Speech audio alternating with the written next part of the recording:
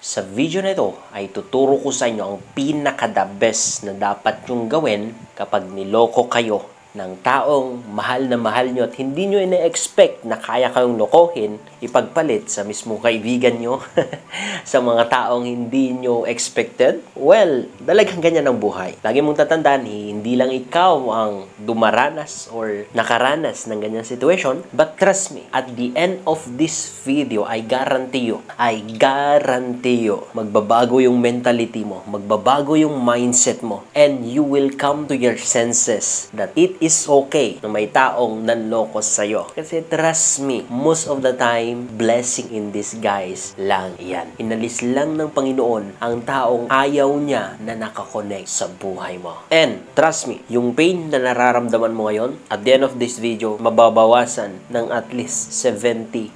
Okay? So, ano pang hinihintay natin?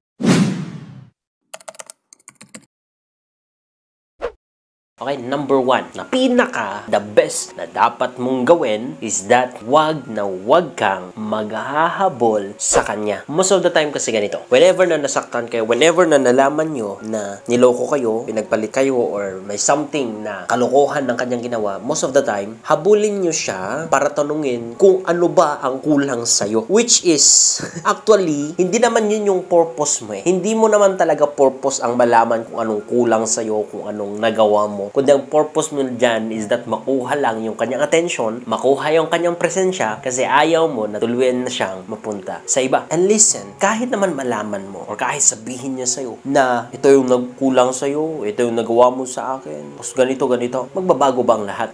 Hindi magbabago ang lahat. Itutuloy pa rin niya yun. And you will end up na ikaw pa yung nagbebeg, ikaw pa yung nagmamakaawa, ikaw pa yung naghahabol sa kanya. And trust me, talo ka na dyan. Once na ginawa mo yun, talo ka na dyan. Hindi po pride yun, yung hindi ka maghabol sa kanya or hindi ka mag-beg sa kanya. Ang tawag doon, alam mo lang yung worth mo and you have the knowledge na ganyan talaga ang tao. Minsan aalis, minsan tatanggalin ng Panginoon sa buhay natin because He doesn't want na nakakonect sa atin. So, if you know your value, if you know who you are, and if you have something to bring in the table, then you don't need to chase anyone. And most of the time, napakaganda pa to. Bakit? Kasi imagine na lang, kapag aware na siya or nalaman niya na alam mo na niloko ka niya, tapos wala kang reaksyon, ni hindi ka naghabol sa kanya, ni hindi ka nagsayang ng oras para tanungin kung ano ang mali sa'yo, kung anong kasalanan nyo, kung bakit. Imagine kung anong level ng sakit sa ulo or curiosity ang tumakbo sa kanya. Kasi kapatid, hindi naman basta-basta na mawala na lang yung feelings niya sa'yo ng ganun-ganun na lang. Meron pa rin siyang care sa'yo, but it's not enough na to maintain or to stay sa relationship niyo. But ang point ko dito, ladies and gentlemen, imagine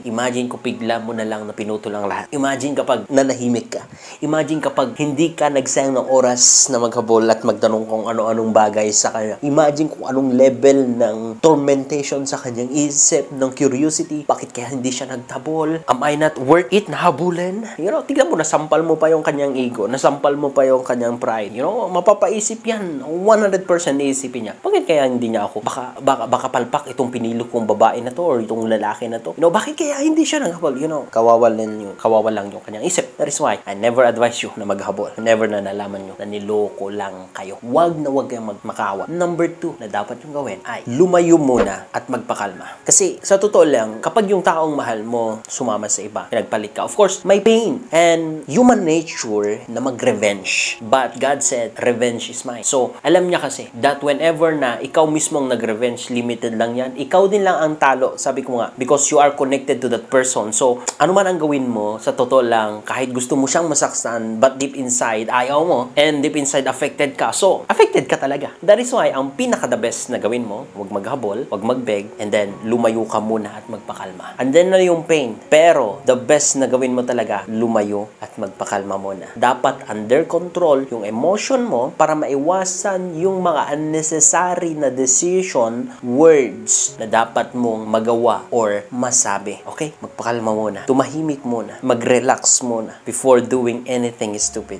Trust me, kapag ginawa mo yun, ikaw yung may hawak ng alas. Ikaw yung panalo dyan. And then, ikaw pa yung hindi ganun ma-stress. Okay? Kumalma muna. And then, gawin mo itong number 3, which is, alalahanin mo yung value mo. Always remember na niloko ka man ng taong yon, nag-iisa niya lang. Meron ka pang mga kaibigan na nagmamahal sa'yo, meron kang pamilya na nagmamahal sa'yo, meron kang mga ibang tao na nagmamahal sa'yo. And then, last but not the least, na the best na nagmamahal sa'yo at hindi ka na iniwan, ang Panginoon na si Hesus Kristo. Hindi ka na niya iniwan. Okay? May value ka sa Kanya at mahal na mahal ka niya. Sometimes, huwag kang magalit sa Kanya kung bakit niloko ka. Because, sabi ko nga, most of the time, He allowed it na mangyari yun sa'yo kasi gusto niyang maalis yung taong yon sa buhay mo. Kasi alam niya, kapag kinokontinue mo yon, mas malaki yung damage ang mangyayari sa buhay mo at hindi ka makakarating sa kung saan gusto niya para sa'yo. That is why, always remember na marami pang nagmamahal sa'yo. Always remember yung value mo. Always remember na ikaw ay hindi nabubuhay dahil sa meron siyang binibigay sa'yo. Hindi. Nabubuhay ka dahil meron ka pang hininga na binibigay ng Panginoon sa'yo. So, even if mawala siya sa buhay mo, mabubuhay ka pa rin at magiging okay ka. Number 4 na dapat mong gawin ay hanggat maaari, huwag mo nang pangarapin na bumalik pa siya sa buhay mo. Please.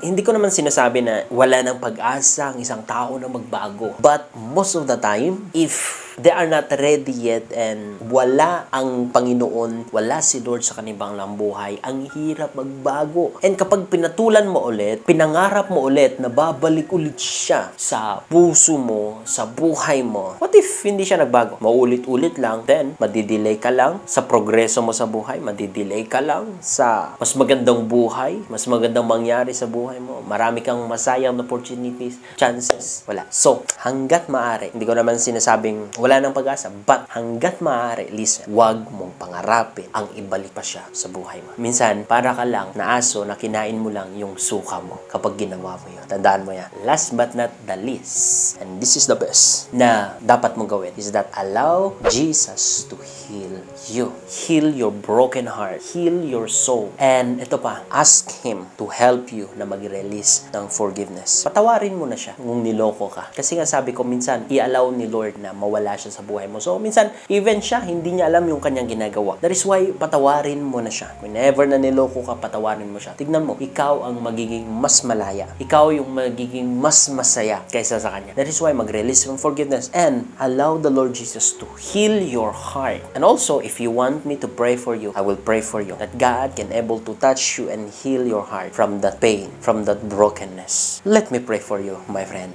Father, in the name of Jesus Christ, Lord, heal his or her heart. Touch them, Lord, from every pain, every brokenness. Father, heal them. Build them again. Build them again, Lord. Fill them with love, joy, peace. In Jesus' name, amen. So that's it for today's video. I hope that you are blessed. Please share this video para marami pang mabibless. Shalom.